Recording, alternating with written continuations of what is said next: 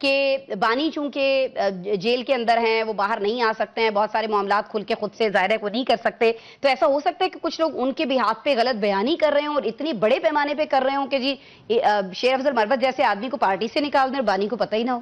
اچھا یہ نہیں ہو سکتا تو سر پھر شہریار آفریدی کیوں کہہ رہے ہیں؟ اچھا یہ عمران خان کے اب تک ہمارے سامنے جتنی چیزیں آئی ہیں نا، تو میری اپنی آبزرویشن ہے کہ ویل انفارمڈ آدمی ہے. ان کو جیل کے اندر پوری انفارمیشن پہنچ رہی ہے، اور ان کے جو فیصلے حالیہ ہمیں نظر آئے ہیں اپنی پارٹی کے حوالے سے، وہ بالکل ایکوریٹ ان کی انفارمیشن تھی. اب شیر افضل مروت صاحب والا معاملہ بڑا عجیب و غریب ہے. اچھا وہ ان کی پوری ذات آپ دیکھیں، ان کا کیریئر دیکھیں، تضادات سے بھرا پڑا ہے. کہیں نہ کہیں کوئی انہوں نے ایسا کام کیا ہے کہ جس کی وجہ سے وہ زد میں آئے ہیں. اب اس میں پارٹی کے اندر بھی آپ دیکھیں کہ کئی دفعہ تو ہمیں نظر آتا تھا کہ وہ خرگوش کی رفتار سے بھاگ رہے ہوتے تھے اور اکیلے ہی میدان میں ہوتے تھے، چاہے وہ الیکشن ہو، چاہے وہ 9 مئی کے بعد کیوں. لیکن جب ان کو ضرورت ہوتی تھی پی ٹی آئی کو، کوئی پروٹیسٹ ہو رہا ہے، کوئی ان کی ریلی ہو رہی ہے، کچھ ہو رہا ہے، وہاں پہ ہمیں نظر نہیں آتے تھے.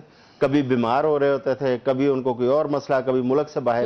اس قسم کی بہت ساری چیزیں ہیں، اور وہ صرف ہم میڈیا کے لوگ نہیں دیکھتے، پارٹی کے اندر وہ چیزیں نوٹ کی جاتی ہیں. اور جہاں تک میری انفارمیشن ہے کہ ان کی پارٹی کے اندر ایک پیرلل وہاں پہ ایک ایسا نظام تھا کہ لوگ ان چیزوں کی نوٹنگ کر رہے تھے، اور وہ پوری تفصیلی اس کی رپورٹس بنا کے وہ خان صاحب کو دی گئی ہیں. ٹھیک ہے. اور شیر افضل مروت کی جو ان کے وکلا کے ساتھ بالخصوص یہ اپنے ان کے ہیں نا جو وکیل ہیں میں نے لاہور سے، ان کے ساتھ جو لڑائی چل رہی تھی، ان کے کافی رہنماؤں کے ساتھ ہاں جی، ان کے ساتھ وہ لڑائی بھی خاصی جو ہے نا ان کی پارٹی کے لیے ڈیمیجنگ تھی. پھر یہ جو ان کا جلسہ سوابی میں ہوا ہے، جس طرح سے وہ مائک پہ خود ہی آ گئے، مائک تقریباً چھین لیا علی امین سے. اس جلسے کے اندر جو انہوں نے جس طرح کا بہیو وہاں پہ کیا، وہ پوری رپورٹ عمران خان صاحب کو دی گئی، جس کے بعد یہ فیصلہ کیا گیا. ارے چلے مجھے یہ بتا دیجئے، خواجہ سعد رفیق کی بھی کوئی رپورٹ دے رہا ہوگا جہاں رپورٹ دینی ہے، کہ یہ بھی کہیں نہ کہیں بیانات ایسے دے رہے ہیں؟ پارٹیوں کے اندر اس قسم کے جو چیزیں ہیں نا وہ سامنے آتی رہتی ہیں، لیکن مسلم لیگ نون میں تھوڑی سی ڈیفرنٹ ہے چیزیں. وہاں پہ یہ ہے کہ جو پارٹی پولیٹکس ہے اس کے اندر جو سینئر لوگ تھے، ایسا ان کو سائیڈ لائن کیا جا رہا ہے. پہلے تو یہ تھا کہ ایک نواز شریف کا دھڑا تھا، ایک شہباز شریف کا دھڑا تھا، لیکن انتخابات میں الٹیمیٹلی ایک ہی جگہ پہ سارا ووٹ بینک یا ان کی لیڈرشپ اکٹھی ہوتی تھی.